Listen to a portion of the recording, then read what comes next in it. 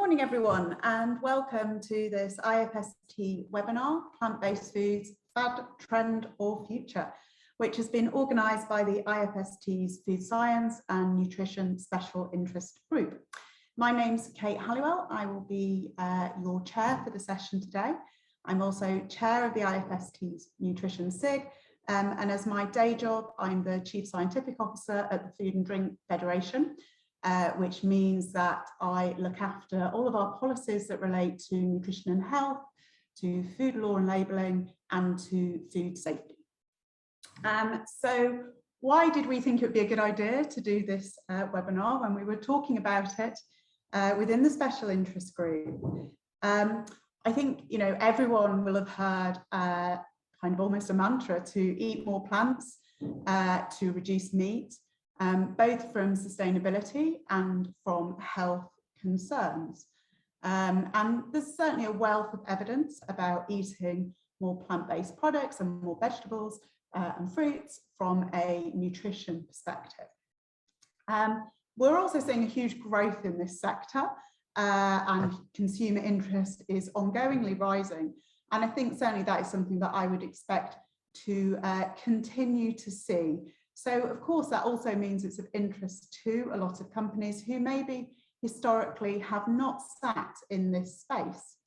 And we're getting a lot of policy drivers coming forward on this as well. So the long anticipated government's response to Henry Dimbleby's food plan, the National Food Strategy, we are now expecting to see mid-June. And I think it is inevitable that there will be something in there around sustainable proteins. And some of you may have seen Emily Miles's blog, the CEO at the FSA recently, who at the end of it made a commitment around updating the novel foods pathway to try to support safe innovation around this sustainable protein space. But I think it's fair to acknowledge there's also some skepticism around this. As we begin to produce increasing volumes of meat and dairy alternatives as a food industry, I think we do have to consider what our obligation is around the health space. And we know many consumers use this as a shorthand for health. And that might go beyond the traditional, if you like, nutrition pushes, which are around lowering fat, sugar and salts. And also thinking about the dietary quality, maybe the micronutrients that perhaps consumers would traditionally get from milk-based, dairy-based, meat-based products. And is there some sort of, you know, do we have an obligation to consider those as we go forward? So lots of questions there. We've got 4 great speakers today who will hopefully help inform your thinking and also draw out some questions from you as we go along. Full bios are available on the IFST website on this event, where you go to about this event. But we will be hearing from Susie Stannard, who is the Consumer Insights Manager at AHDB, Dr. Simon Steenson, who is a nutrition scientist at the British Nutrition Foundation. And I'm really pleased, actually, we've got a double act from Premier Foods, Vicky Bateman, who's the Product Development Manager, and Belle, Baldwin, who's the Development Technologist, who should be able to give you a nice insight into what it's actually like on the ground as a food company. So just to let you know that this webinar is being recorded and will be updated to the IFST's webinar hub. Please do make comments. We will be taking questions at the end of this webinar, but you can use the Q&A button throughout the session. So as soon as you feel like you want to do a question, don't wait and forget it, do just tap it in.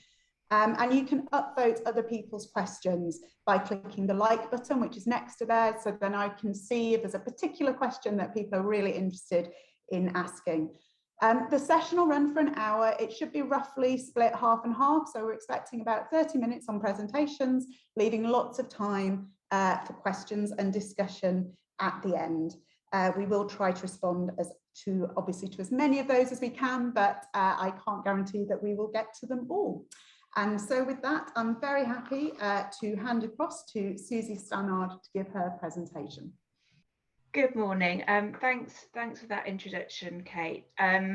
So just as a bit of an introduction to me, I'm Susie Stannard and I'm a Consumer Insight Manager at the AHDB. So for those of you who don't know us, we are the Agriculture and Horticulture Development Board. So we're frequently looking through a meat and dairy lens because we work on behalf of pork, beef and lamb and dairy farmers, but we do also cover cereals and oilseeds farmers. So I have a foot in both camps. I'll be giving a bit of a whistle-stop tour of the current market size, what the drivers are and what some consumers think about plant-based before wrapping it up by thinking about a little bit about the future. So I think we've all seen a huge amount of NPD, which has really been dominated by plant-based in the past few years. Huge amount continues to come to market both in retail and also in food service. And although plant-based often has a health halo with consumers and can be often used as a shorthand for health, there has been increased focus on increasing taste, improving product quality and making a better taste profile, and also trying to replicate some popular dishes like, say, pizza, burgers, meatballs, with a plant base, and some of those food choices are not necessarily always the healthiest, and I think there has been a movement to kind of step away from seeming very worthy and a bit boring to actually step into some of those kind of more indulgent spaces. So there are therefore some questions about whether a healthier label is actually always warranted with consumers. So then just looking at the market size, so this is just looking at overall market size for what we've termed meat-free here. Dairy-free would be covered separately. In the interest of time, I've just sort of focusing on meat-free, and this is just looking at volume size. Hang on a second, sorry, I think I'm missing a slide. Okay, so let's just go back one. So this is just looking at growth over 5 years, looking at volume growth. So what you can see is really strong volume growth for meat-free. So over a 5-year basis, we're looking at 80% change. So massive growth there. And compared to kind of the traditional proteins, so chicken, pork, beef, fish, lamb, etc., they've either been in sort of small growth or slight decline, particularly in the case of lamb. However, penetration is still fairly limited, so 15% of the population are now buying into meat-free. However, that has been boosted over time. So compared back to 2017, an additional 1.2 million people are eating meat substitutes in an average week. So the growth is very strong. However, there are some signs that growth is starting to decelerate on a year-on-year basis. So, for example, in the past 12 months, year-on-year meat-free volume growth is only at 5.3%, which is still decent growth levels, bearing in mind we've just come out of the pandemic. However, that has decelerated quite a way. And if you look at overall volumes, you can see that very much dwarfed still by the proportion that goes through animal-based proteins, so chicken, pork, beef, and so on.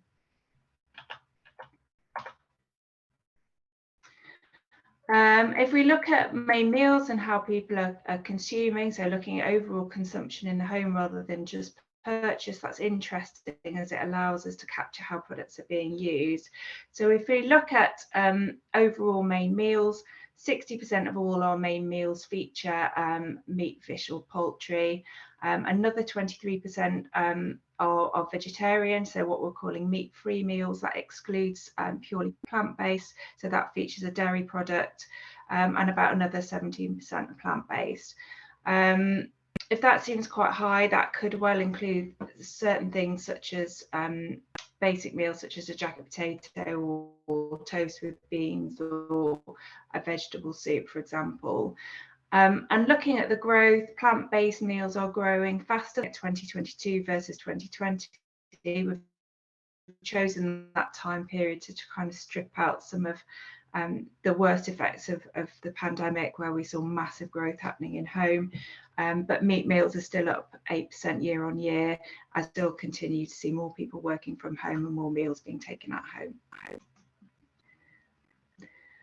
But clearly the story is broader here than just meat alternatives.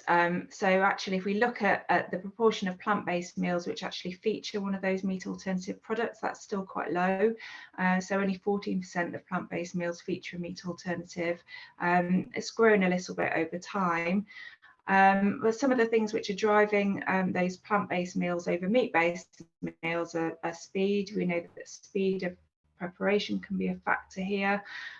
So plant-based meals tend to play in the quick and simple space. So things like soups or stir fries or a jacket potato, for example, whereas meals featuring meat, fish and poultry can be a bit more elaborate. In fact, the preparation time for a plant-based meal is 10 minutes versus an average of 29 minutes for one that features meat.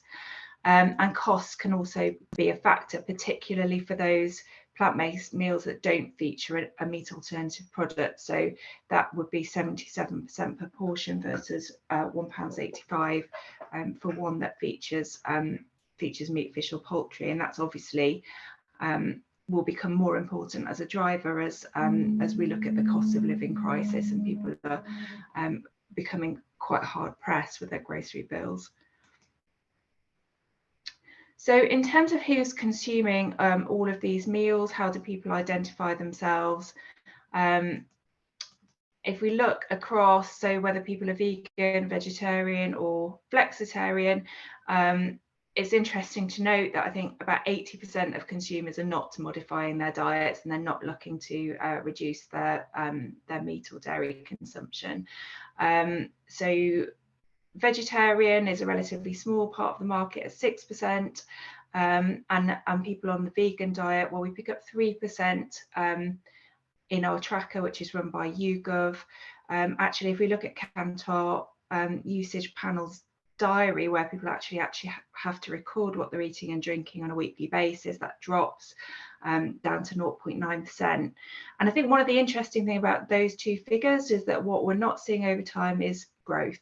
And actually those figures have been pretty stable over the last few years, and we see a huge amount of hype in the media about how these groups are growing massively. In actual fact, they're not really. On a diary basis, the number of vegans has only gone from 0.6 to 0.9% over the past 4 or 5 years. However, the area which has been growing is people who are flexitarian, where they're looking to manage some of their meat consumption or their dairy consumption and eat a little bit less than perhaps they were. So that's 16% of consumers. And you can see, looking at that flexitarian group, who probably are the area of most interest, particularly for manufacturers of meat alternatives, is that what we were seeing is kind of growth over from 2017 up to 2020, and then COVID happened and that put a little bit of a brake on things. The number of flexitarians dropped quite strongly, actually, and we noticed in our tracker as well, people were saying that they didn't really want to be reducing their meat consumption or dairy consumption during that period, because they were really looking for a bit of comfort and a return to familiarity. However, that's starting to come back online again. And one of the things that's driving that is health consideration. So we know that flexitarians are 8% more likely to be concerned about health than the average consumer.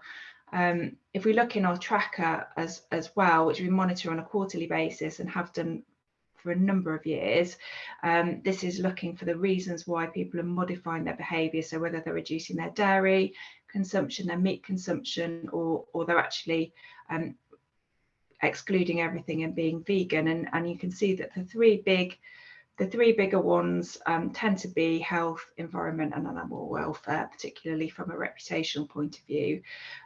What's really interesting, and I haven't plotted it on the slide, but when I double checked it yesterday, is that the factor now that's rising in importance as a factor behind meat reduction is to save money, which is now actually the second highest factor.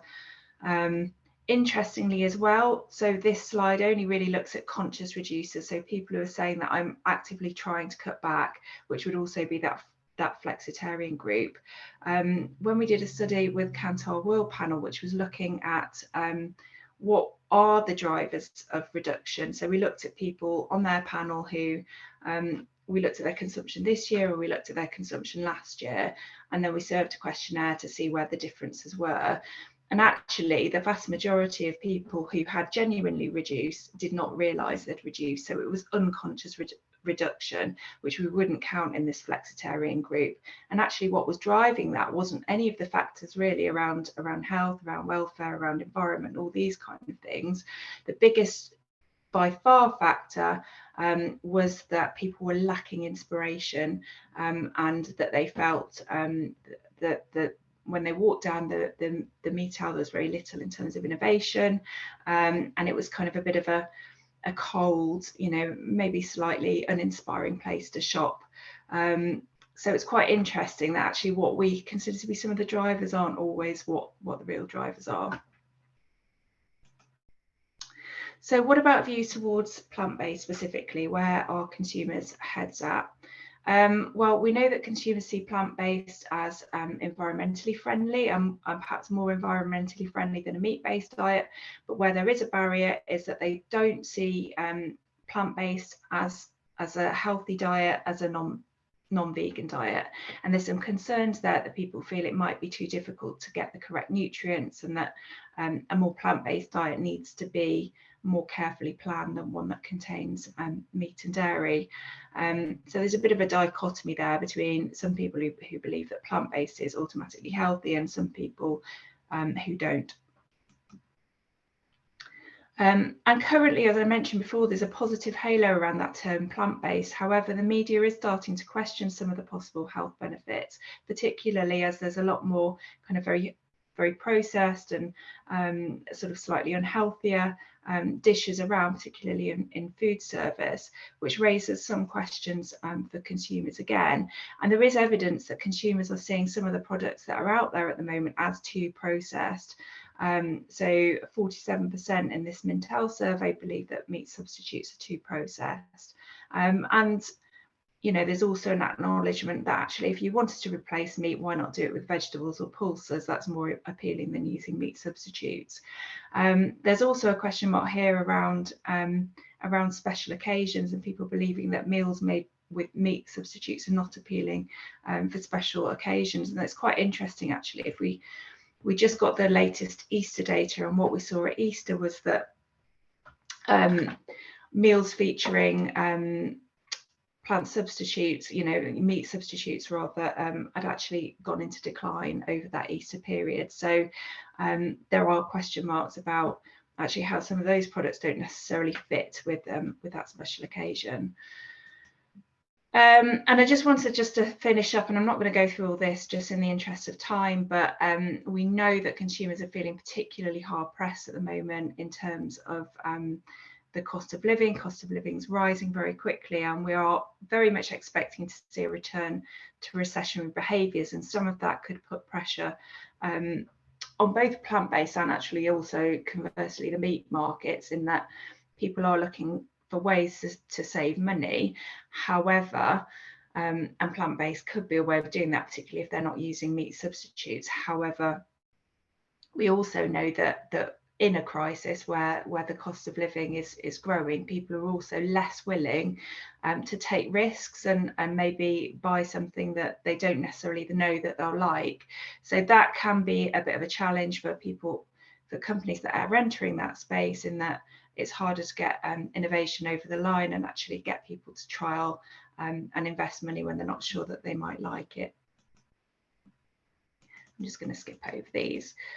So just to kind of wrap up, there are still opportunities and headroom in plant-based growth, I think, and I think much of that will be environmentally driven. Some of the challenges are that consumers at the moment don't necessarily see that the taste and enjoyment is always there. I think it can be in some cases, but it isn't always there. There's a lot of market saturation as well, and particularly commoditization starting to emerge. So we've seen a lot of the own label, a lot of the retailers are entering the space, and that where the space is so competitive, the product has to be absolutely right.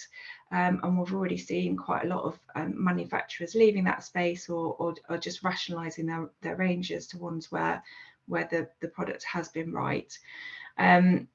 There's probably a bit of a gap with price point and the pack sizes to enter the vital family market as well. And also consumer demand for health can sometimes be at odds with the level of processing in some of the products. And I think some of those that offer more natural benefits, such as, for example, Wicked Kitchen, that offers, you know, a portion of fruit and veg, perhaps offers a bit less compromise for consumers. And I think consumers are realising that plant-based is not always a byproduct for healthy. And I think there's a question mark as well. How will the market fare in a more challenging economic climate? And I think it will make things out there a bit tougher. So I'm going to finish up there and hand over to Simon, our next speaker. Thank you. Okay, hello, everyone. Thank you very much, Susie, for that introduction. And I'm just going to share my screen. And yes, so sorry, my name is Simon Steenson. I'm a nutrition scientist from the British Nutrition Foundation. And hopefully building a little bit on what we've just heard already from Susie, I'm going to talk a little bit around what are some of the nutritional considerations if we are thinking about going plant-based. And so I'm going to talk a little bit around some of these areas around what do we mean by this term plant-based, and then a bit on the nutritional considerations specifically, but then also a little bit more around plant-based in terms of sustainability. So I think this is a term that has obviously now been around for quite some time in lots of different areas, but it's one where there might be some confusion for a number of reasons. So, well, at the moment, there's currently no legal definition of plant-based foods. Products, of course, need to comply with existing legislation, and Kate mentioned the review of the novel foods regulation, for example, at the moment. So that is something. But in terms of what a plant-based food is, there's nothing from a legal context at the moment. And of course, that ties in as well with Susie mentioned just now around the potential for ultra processed foods or new plant-based alternatives being classified as ultra processed under the well-known NOVA classification, for example, and the fact that that's been attracting more attention now, and how that might impact on consumers' decisions around particularly things like plant-based meat alternatives. And there is no accepted definition if we think more broadly about a plant-based diet, either from either sort of industry or also the research community, and certainly when it comes to the general public. And there's one example here from the WHO that they did an evidence review looking at plant-based diets in terms of health and sustainability recently. And in here, they do consider that vegetarian diets, for example, could be a subset of plant-based diets, and they allow some more flexibility for this being one where animal products could be excluded or not. This is not always typically the case. And what we found, here from a survey that we did about 18 months ago, that was commissioned by BNF, a YouGov survey looking at about 2,000 adults across Britain, was that most people thought a plant-based diet automatically meant vegetarian or vegan. And the majority within that thought that this represented a vegan diet. And only a small proportion considered this to be flexitarian. And so I think this indicates that there is some confusion around what this term actually really means. But if we think about the nutritional considerations, if we're looking to shift diets and restricting or eliminating animal source foods, then it could make it potentially more difficult to get some important nutrients, particularly micronutrients, as Kate mentioned before, and especially if not eating a diverse or good quality diet. For example, if we look at what is currently contributed in terms of some of these important vitamins and minerals that you see here in the table from animal source foods in the diet, according to the National Diet and Nutrition Survey, you can see that there's quite a substantial proportion for some of these coming from animal-based foods, and in particular, of course, B12, for which vegans, for example, are reliant on either fortified foods or supplements, because there's not really any reliable plant-based sources of these foods. And specifically looking at things like iron, we know that's more bioavailable as heme iron from animal sources compared to plant sources. Vitamin D, of course, is something that's attracted a lot of attention throughout the pandemic, and recently with the government consultation asking for evidence in this area. And we know that vitamin D3, which is typically not vegan friendly, is more effective than vitamin D2, which is vegan friendly. And also for things like calcium, iron, and zinc, there are compounds like oxalic acid, phytic acids that can bind these minerals within plant-based foods. It means that can mean that they are less easily absorbed. And I think iodine, at the last point there, is quite an interesting one that might often be overlooked. Milk and dairy are the main contributors in our diets on average in the UK at the moment, providing about a third. And not all alternatives typically at the moment that are available on the market add iodine as a fortificant. So just to expand a little bit more on that, I think it's important that we think about more than just protein.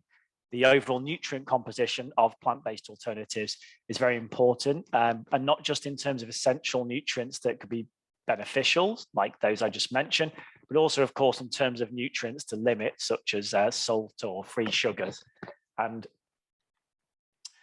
a analysis that was published in November last year that looked at market data from January 2020 and comparing plant-based meat alternatives with meat products, found that while they might be good nutritionally in some perspective, in terms of lower energy density, total unsaturated fat, and higher fiber, there was also a higher salt content in quite a lot of these, and only 2 were actually classified as being low in salt, 0.3 grams per 100 grams or less.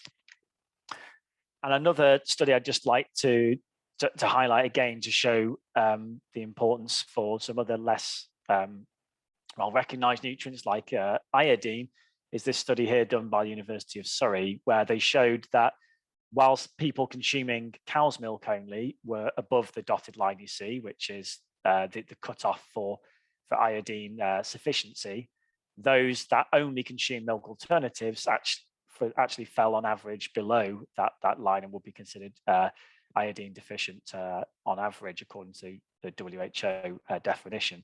So I think, again, it just shows the importance of considering the overall nutrient package, if you like, of what foods provide when, particularly when considering development of alternative proteins.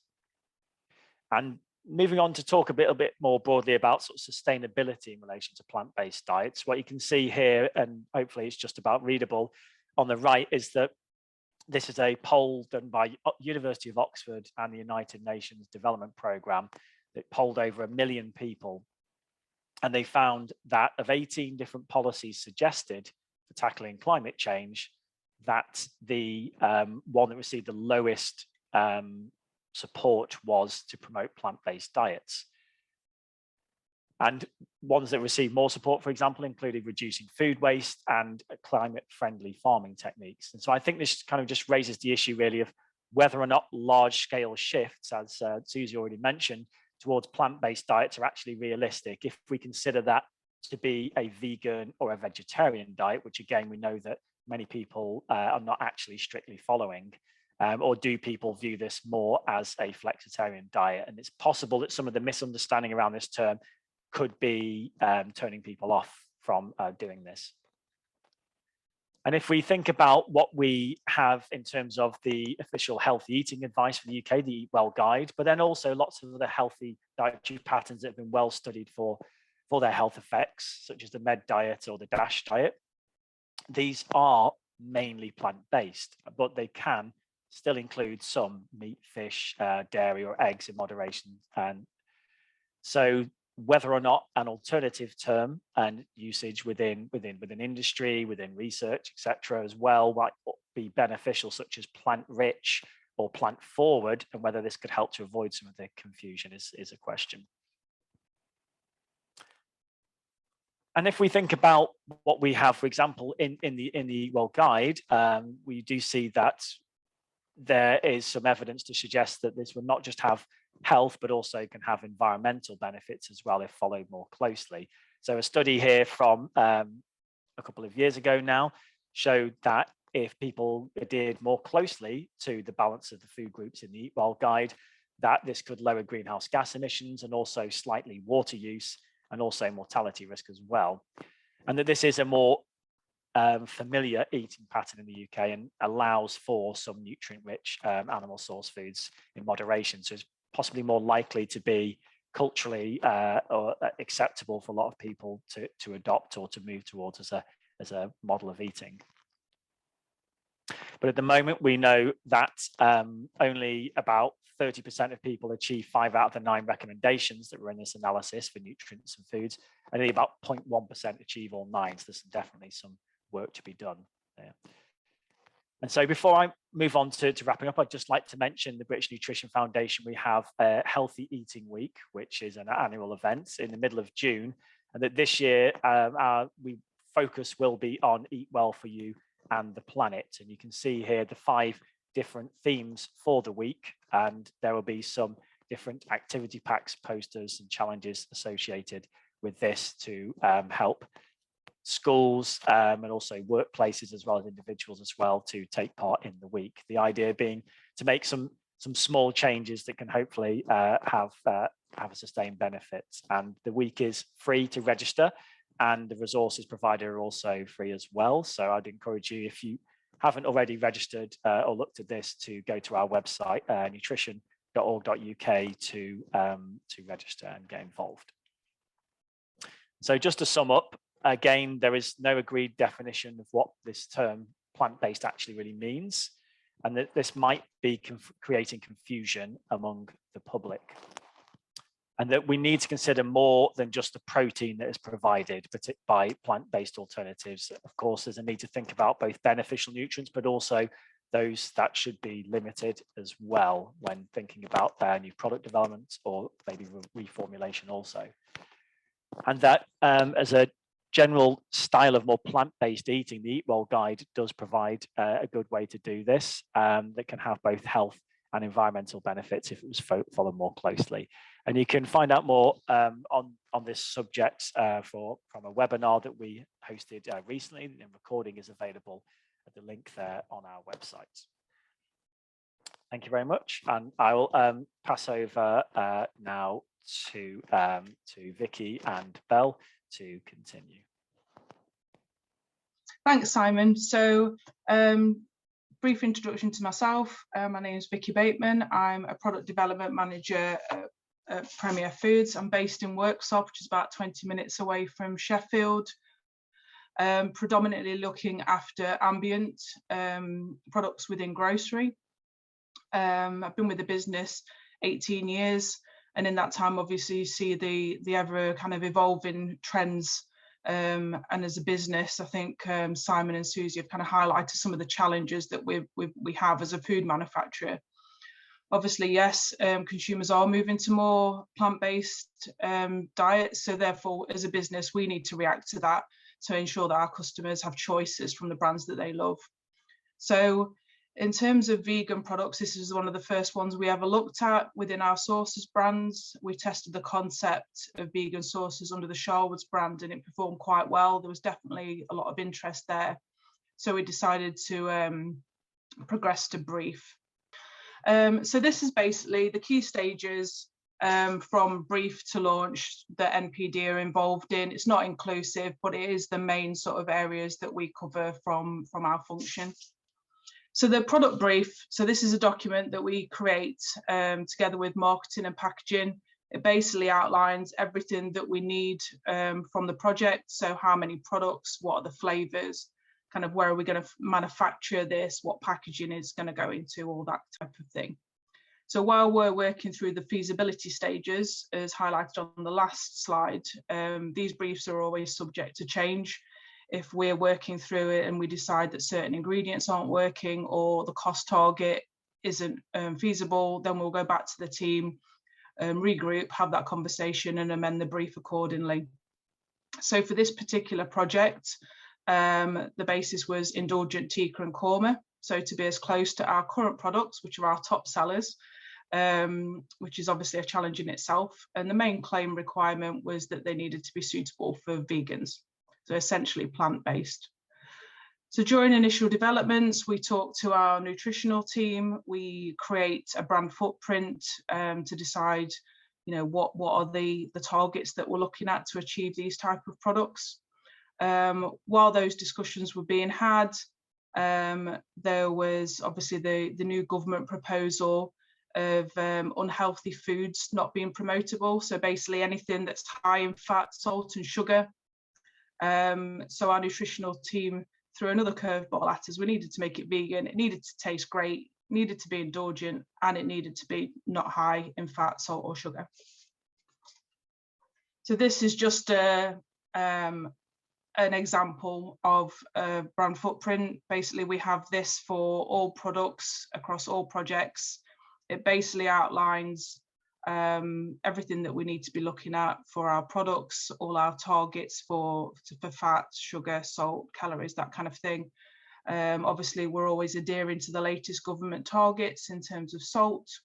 And then if we're wanting to make any other additional claims in terms of like 5 a day or high in fibre or source of protein, that kind of thing. So once the brief has been agreed, the brand footprint's been agreed with our nutritional team, then it's time for the fun part, which is the development. I'm going to pass over to Belle. She was the development technologist on this project, so she's going to take you through that process. So as Vicky said, my name's Belle. I was the development technologist on this project, the first creamy vegan sauce. We experienced many challenges with this project. First of all, it being a creamy sauce, which with vegan is just difficult anyway. But more importantly, developing the vegan emulsion to replace that cream and that yogurt that we have in our standard products. We first thought we could just add coconut milk or coconut cream, but it just wasn't delivering that indulgence that we were looking for. So we decided to go down the route of developing a vegan emulsion. And how we did that was we got some plant protein and some oil and some water. We blended them together to develop this creamy emulsion, similar to what I can only describe as the Elmley plant-based cream substitute, that sort of thing, to really deliver that indulgence that we were looking for.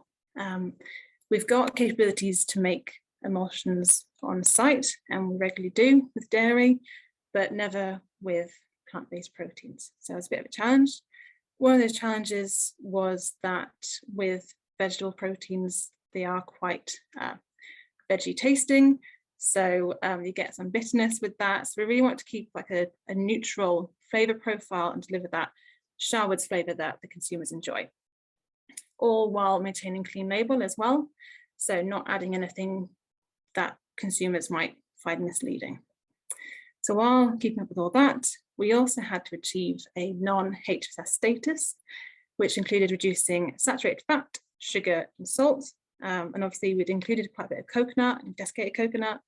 So the saturated fat had gone quite high. So we had to increase the spice blend and the vegetable protein, which actually brought our score down to below 4 to achieve that non-HFSS status. So we move on to the 5 steps to vegan. There you go. So this is a model that Premier Foods set up to basically guide the company through the steps to achieving a vegan claim. So all during my development, I was checking the ingredients, making sure everything I was using was vegan. And then I would also check the product specs to make sure that they all stated suitable for vegans. Once the development had been completed, our specs team contacted each supplier, informing them that we're making this claim, and they had 7 days to come back to us to say that they were happy for us to use their ingredients. Then once that was complete, we got the go-ahead from site to continue with the vegan claim and to carry out the validation piece. This was about 4 weeks in total to get our results back. And then finally, we got to align with our premier analytical team, regulatory and specs, to make sure everyone was all aligned with this claim. Next slide. So how did we actually do it? So our validation piece included developing or running what we called a dirty batch down our line, down our sources line. We called it a dirty batch simply because it had dairy, meat and fish in the product. So we ran that through and then straight after we did a full clean down of the line and swabbed each stage of the process, testing for animal DNA. Then we got to run our factory trial of our vegan sauce. And again, we carried out product testing of the jars off the line to make sure that they also didn't contain animal DNA. And after a long 4-week wait, very nerve-wracking wait, we got our results back, all negative, all clear, and we'd achieved a vegan claim on our line. So, which is great news. And now that means that quarterly now, to maintain that claim, we have to take swabs from the line again, just to make sure we're still within target. Other testing that we carry out with this product is emulsion stability. So as I said earlier, this is our first plant-based emulsion we've made. So we want to make sure it's just as good as all our dairy emulsions, just to make sure there's no separation or breakdown of the emulsion over time. So we check in with our analytical team there to make sure that's all good. And then finally, we also carry out shelf life testing of the product, just to make sure that over time the quality is still good, none of that bitterness from the protein is coming through, and just that it's consistently a good product. So finally, onto our consumer response. We consumer tested with consumers of vegan sauces, and the results were great. They loved it. They thought it was a great fit to concept, a great fit to the Sharwood's brands. And this is echoed on supermarket websites as well. So consumers are saying that they love it. Their family enjoys it as well. And that it works for vegans and non-vegans alike, which is what we wanted. So it just shows that we really fit to the brief. And I think from a development technologist point of view as well, seeing people really enjoying the sauce that you made is very exciting and really rewarding. So as I said, it was our first vegan sauce, and it won't be our last. There are a lot of learning curves, and it really has formed the basis of work streams going forward to support the business's ESG targets, to deliver more plant-based and non-HS products to our consumers. So I want to say thank you very much for listening, and I will hand back to you, Kate. Thank you, Belle, and can I invite the other speakers to put their cameras on when we move to the Q&A part of our session. Please do drop questions into the Q&A chat box, which should be at the bottom of your screens. But I actually want to kick off, first of all, thinking about the kind of plant-based term. It's quite interesting. I think both Susie and Simon particularly brought this up when I'm thinking about what it actually means and how helpful that is. So I know there isn't a legal definition. I also know that there is a BSI standard now, but which essentially means vegan, though. So Simon, you kind of worked around this. How useful do you think the term is, and does it actually create misunderstandings when we have plant-based diets, which are different things to plant-based foods? Yes, good question. I think it certainly is just a confusing area and confusing space, I think, for consumers to know what exactly is meant, especially, like you say, between foods versus diets. And I mean, I think it's interesting because perhaps for those that might be wanting to make dietary changes from the environmental point of view, that it could be a driver. But again, as you know, Susie rightly pointed out there, we know that people that are actually following a vegetarian or vegan diet is only a small number, in spite of what we might think in terms of the sales of plant-based foods. And so, you know, from that perspective, potentially maybe could turn some people away from making dietary changes if they feel like it needs to be vegetarian or it needs to be vegan. And what we know from a sustainability perspective is that, you know, the evidence does show that whilst vegetarian and vegan diets, yes, they can have a large reduction in environmental impact. It might not help with some aspects like water reduction, but then also that there's not a need for us to cut out any particular food groups from our diet to have to be more environmentally sustainable and also healthier as well. And that's, you know, sort of as we see really in the Eat Well guide. Yeah, and Susie, I noticed in yours you referred to flexitarianism. Obviously, again, a term we all use a lot. I wonder, what's the surveys you use, what's the difference between a flexitarian and an omnivore? Because presumably the 80% who are left are mainly omnivores. Yeah, and I think we always define it the other way around. So if they're not reducing anything, then, you know, we've tried using the terminology omnivore before, and it comes out quite low because people are like, oh, I don't really know what that means. But yeah, so flexitarian here is just people who are actively trying to or actively say they're trying to reduce their meat consumption or their dairy consumption. And I guess sticking with the terms then, Vicky or Belle, because I think you clearly have a vegan claim, as you were, you know, illustrating all the steps you have to go through, in itself super interesting. Did you deliberately go vegan over plant-based? Did you feel that was clearer? For this particular brief, and it was the first one that we've looked at, it was predominantly we needed to be vegan. As Belle said, you know, this has been a learning curve. It was the first one that we've done for sources. So discussions following that have been kind of what do we do to claim plant-based and vegan, and what is most, you know, what response are we going to get from consumers? What are our consumers looking for? What is more important? I think, as Simon or Susie said before, the number of people that are kind of either vegetarian or vegan is not as high as you'd think. So sometimes these concepts don't score that well for us, but there's definite interest there for us as a food manufacturer to be developing those type of products so our consumers have that as an option. Yeah, and so there's a question in the chat around defining plant-based food. As I said, there is a BSA standard now, and I know there's now an international standards group which is looking at taking that forward. So there is work that is ongoing there. And then also something around salt guidelines, and basically plant-based foods would fall into the current salt targets work within the specified categories, so they're not kind of unique in that way.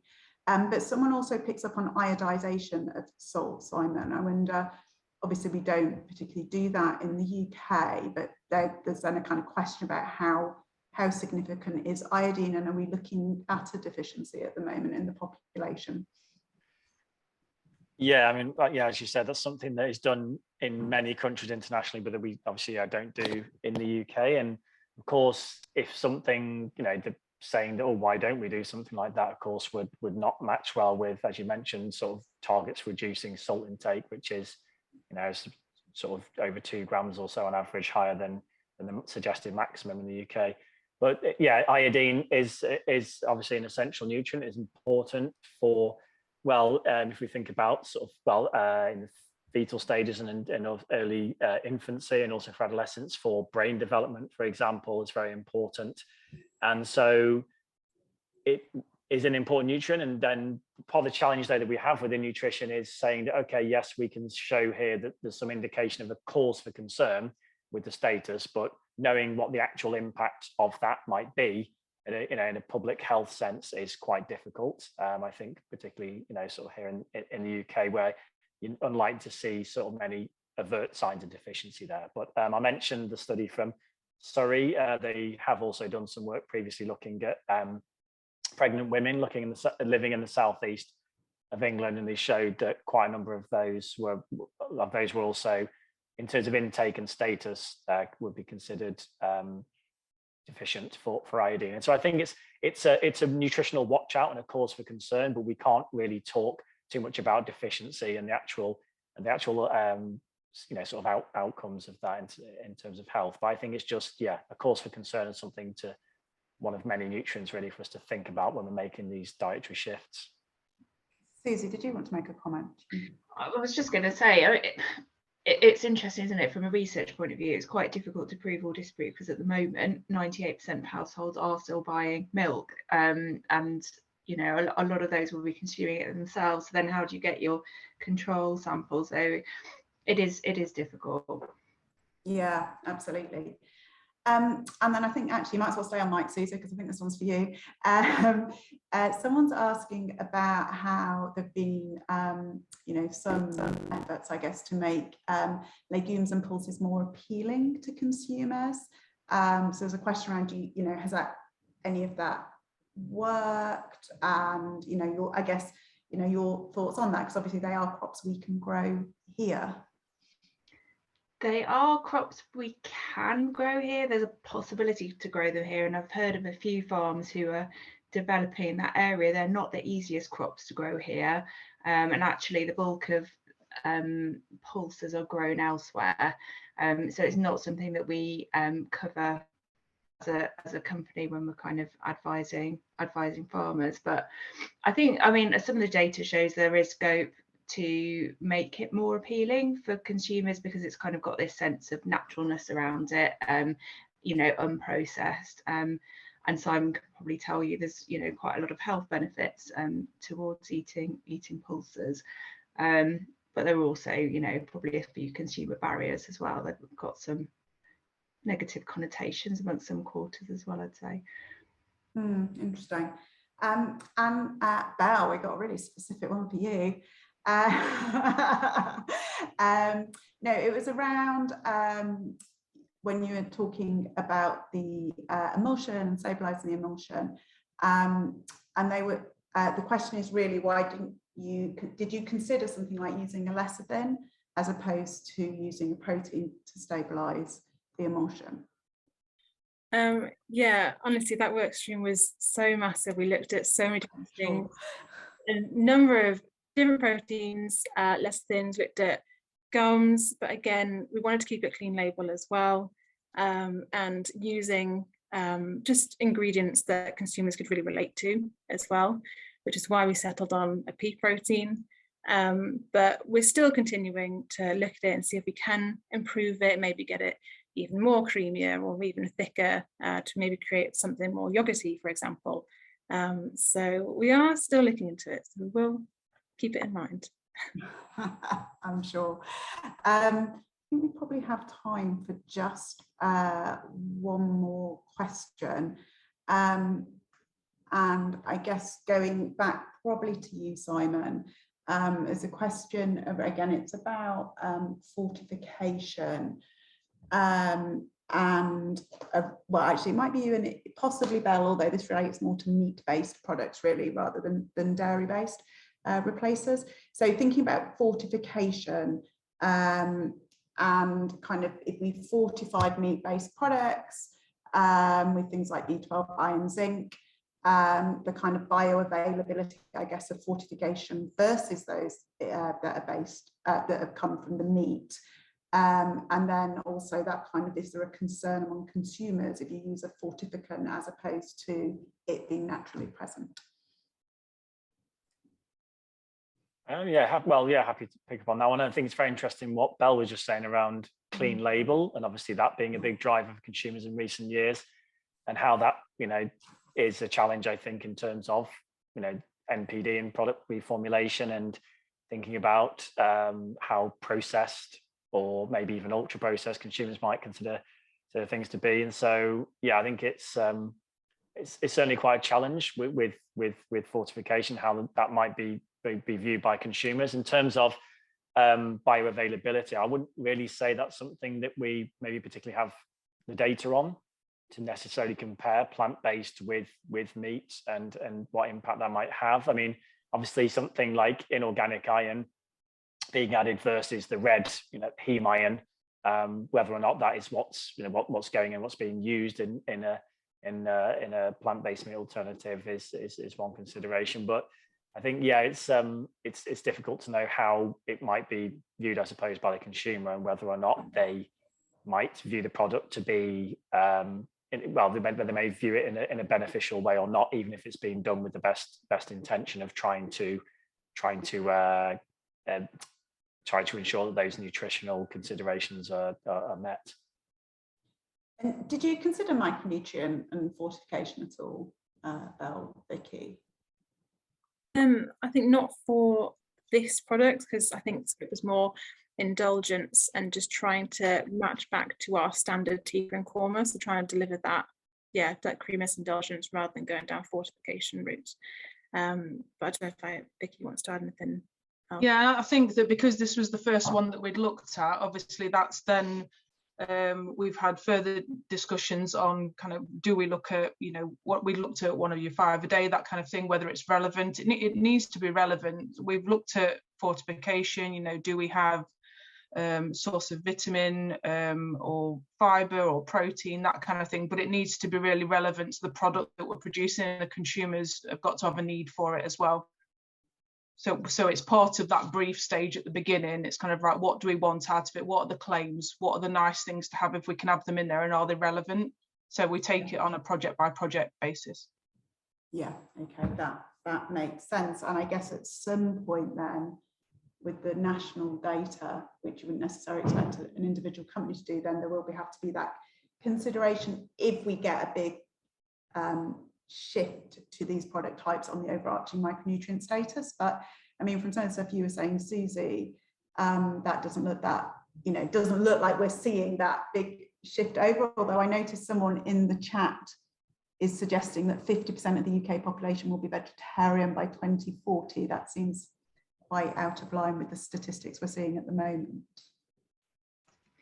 Yeah, I think I'd question that statistic, because I think the trajectory just doesn't bear that out. And I've seen some really wild predictions and stats put out there, you know, but people will quote, you know, you'll ask a question like, are you interested in becoming vegan? And, you know, 25% of people say, yeah, interested in it. But actually, am I really realistically going to do that? Probably not. So I think you have to take these things with a bit of a pinch of salt. And I think we also need to think, actually, in terms of how we sustainably produce food in this country, the system works best when you have animal production and plant production, because you need the animals to actually give you the soil health that actually makes the plants grow. And in this country, we're very good at growing grass, which feeds animals. We're not so good at producing, you know, fruit and veg here. We have to use a huge amount of inputs. We have to grow it all under plastics, or we have to incur a huge amount of energy costs. And if we want to be sustainable, we have to eat the things that we are good at producing. And I think that's been lost in the conversation along the way. And I think we really need to think hard about that when we're thinking about sustainability. It's not just plant good, animal bad. It's much more complex than that. Which I think is quite often the summary of a webinar is, it's not quite as easy as that, it's a bit complicated, which is great, because that actually perfectly to time, as long as I speak very quickly in my summing up, means that unfortunately we're going to have to leave it there. And apologies to everyone who's put questions in the chat that we've not actually managed to get to. Thank you so much to everyone who has signed into the webinar today. We will be sharing, I think any second now, contact details on the screens. And so if you have a specific question that you want to pick up with any of our speakers, then please do email them directly. We will be sharing a recording of the webinar today, which includes the Q&A session to everyone who has attended. You'll get a link in your email. It's also going to be online at the IFST website /webinars, where I am going to assume, although my brief doesn't tell me, you can also access lots of other great content that the IFST is producing. There is a short survey that will launch as soon as the webinar ends. It would be really great if you could please fill that in. It will only take you a second before you log off. And so I would just like to give great thanks to Susie, Simon, Vicky and Belle for some really fascinating content today. Thanks again, everyone, for attending, and goodbye.